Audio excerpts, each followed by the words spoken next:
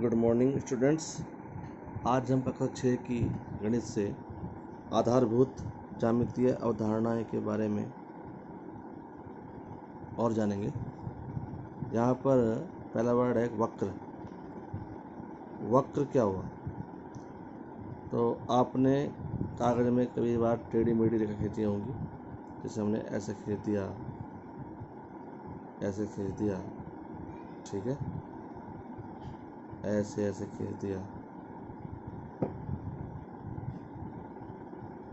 ऐसे ऐसे ऐसे ऐसे खींच दिया। ये सब क्या है? वक्र है। ऐसे ऐसे खींच दिया, ये सब वक्र है।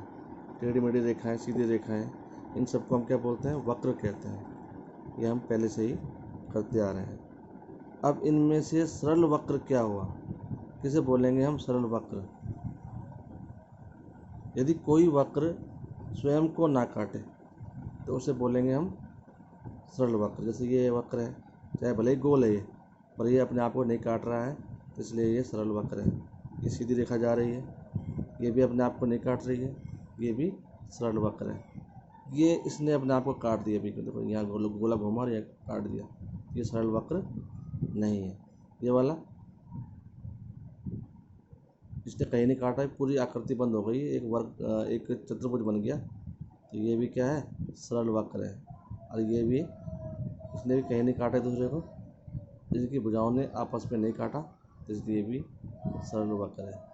ठीक है, तो सरल वक्र की परिभाषा क्या हुई, नोट कर लेते हैं उसे।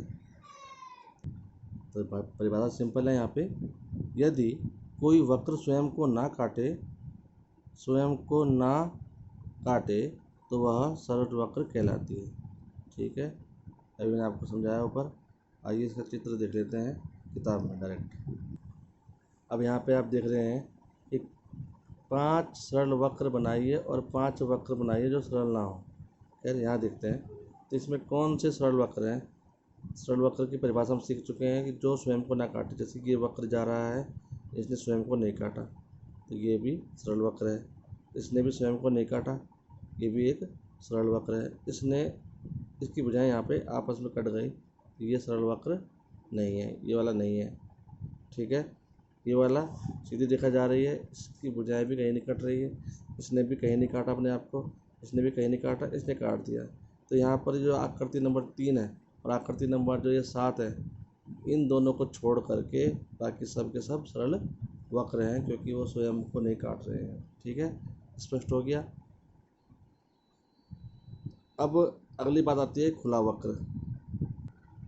अब खुला वक्र क्या होता है? खुला वक्र वो होता है जिसका मुंह खुला रहे। जैसे हमने 3 बुझाते हैं यहाँ पे, 1 2 3, और यहाँ से अभी तक खुला है, ये खुला वक्र कहलाएगा।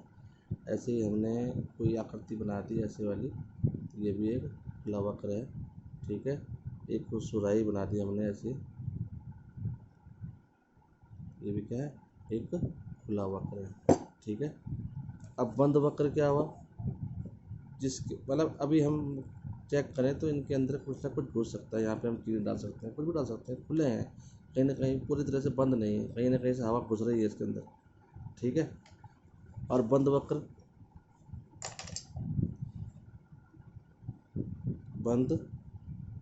क्या हुआ? इसे बोलते हैं हम क्लोज्ड कर्व। क्लोज कर्व बंद वक्र। तो जिसका मुंह बंद हो जाए, जैसे हमने कोई भी ये आकृति बनाई, ये बंद हो गया, एक गोल वृत्त बना दिया, ये भी बंद हो गया। ये सुराही बना रहे थे, परंतु यहाँ पे आके से हमने ऐसे बंद कर दिया कोई शेप।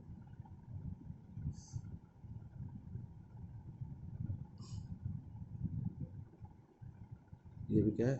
बंद वक्र है, चाहे भले ही गोल रेखाओं से बना है, परंतु है ये बंद। इस प्रकार बंद वक्र और खुला वक्र आप क्लियरली समझ गए। अब एक वर्ड और आता है अभ्यंतर, इसे बोलते हैं इंटीरियर, यानी कि अंदर का भाग। अब ये एक आकृति है, ये एक बंद वक्र है। अब इसका जो अंदर का भाग है, मैं जो इसको छायांकित कर रहा हूँ, ये भाग है आपका अभ्यंतर। इस गोले के, इस इस बंद आकृति के अंदर मैंने जितना भी छायांकित भाग किया है ये आपको ये बता रहा है कि ये अभ्यंतर वाला हिस्सा है। क्या वाला हिस्सा है? ये अभ्यंतर।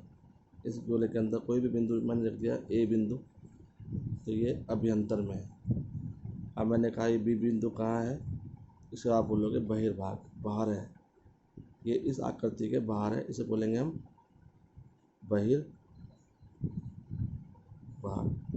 ठीक है, ये बहिर्भाग इसे बोलते हैं, इंग्लिश में बोलेंगे इसे एक्सटीरियर। एक्सटीरियर एक्सटीरियर इस आकृति का बाहर वाला हिस्सा बहिर्भाग कहलाएगा और अंदर वाला हिस्सा अभ्यंतर कहलाएगा। ठीक है, और ये जो ये मैं आपके सामने ये रेखा दिख रही है इसे बोलते हैं परिसीमा, यानी कि बाउंड्री। ये आपकी है परिसीमा, यानी कि अंग्रेजी में क्या बोलेंगे इसे? बाउंड्री। ठीक है, बाउंड्री हो गई है, बाहर वाली जो बाउंड्री है। जैसे हम दीवार बनाते हैं अपने स्कूल के चारों ओर, तो बाउंड्री हो जाती है। ऐसे ही इस आकृति का ये वाला हिस्सा जो है, ये जिससे कि अंदर का हिस्सा और बाहर का हिस्सा अलग अलग हो रहा है, इसे बोलते हैं बाउंड्री। ठीक है, इससे कुछ वर्ड हैं जो इस शब्द में, इस प्रश्नावली में अब आएंगे। ठीक है, अब है बहुभुज। अगला वर्ड क्या है? बहुभुज। तो बहुभुज क्या हुआ? केवल रेखाखंडों से बने सरल बंद आकृति को बहुभुज कहते हैं, जो केवल रेखाखंडों से बनी है। देखो त्रिभुज है, ये रेखाखंडों से बन रहा है। ये पंचबहुभुज है, ये भी रेखाखंडों से बन रहा है, इसलिए इनका नाम क्या है? बहुभुज। जो केवल रेखाखंड सीधी रेखाओं से बन रहे हैं, या बोलो जिसमें सीधी रेखाएं आ रही है। देखो ये सीधी रेखाएं, चाहे छोटी हो चाहे बड़ी हो, ये भी एक बहुभुज है। अब ये वाला बहुभुज नहीं है। क्यों नहीं है?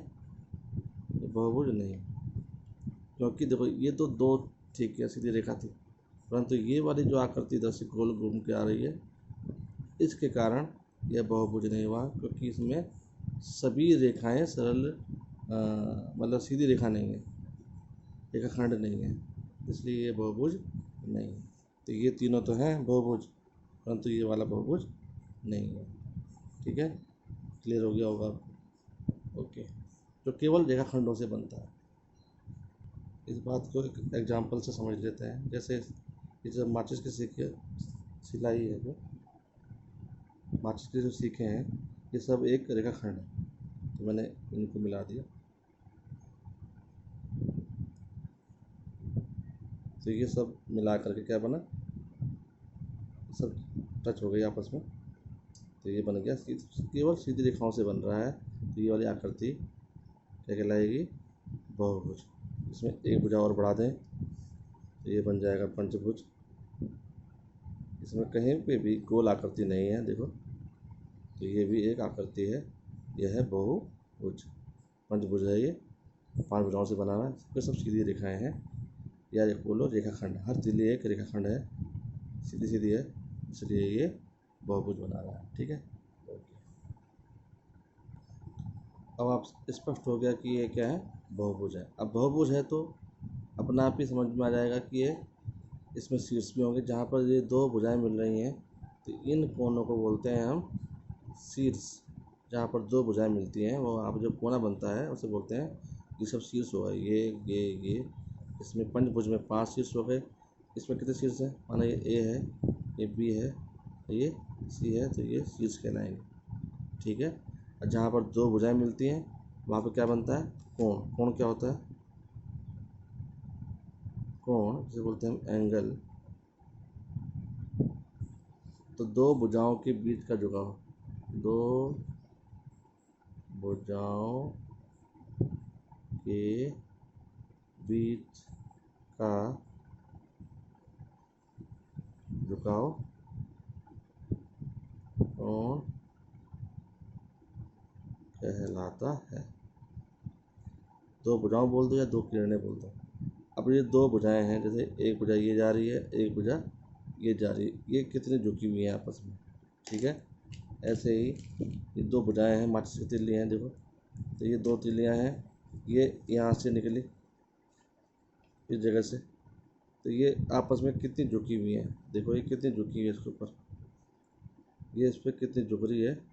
ये वाला जो झुकाव है, इसे बोलते हैं हम कोण। और ये झुकाव हम किससे नापते हैं?